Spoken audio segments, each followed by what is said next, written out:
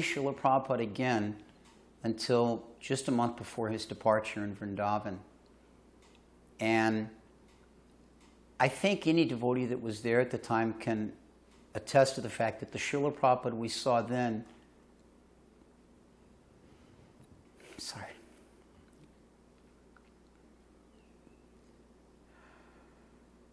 I think any devotee can attest to the fact that the Srila Prabhupada we saw in Vrindavan then was not the Srila Prabhupada we knew.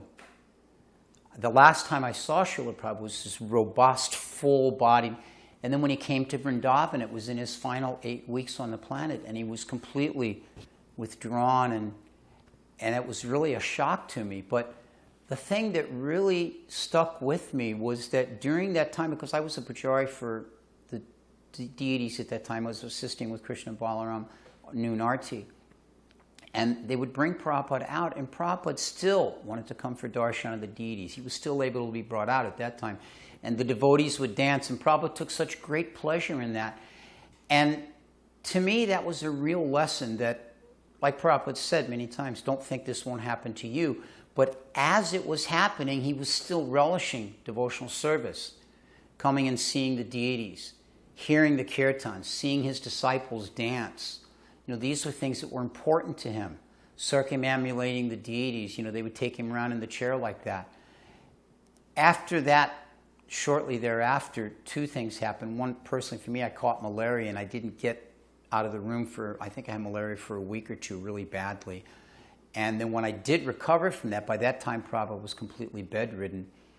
And I didn't get any opportunities to see him, except that one morning I was called in for doing the quiet kirtan. Hamsaduta Prabhu was leading at the time.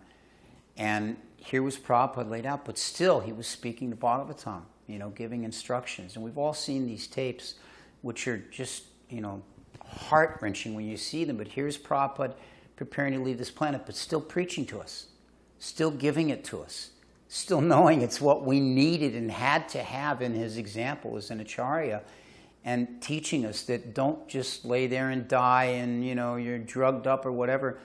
Grasp onto Krishna and give Krishna. And this is what he was doing all the way to the end. Unfortunately, I didn't have the mature hindsight to stay. I left Vrindavan at that time, went back to America before Prabhupada departed. But, you know, that was my little bit of realization from being there close to Prabhupada's end, that, you know, just hold on to Krishna even at the very end.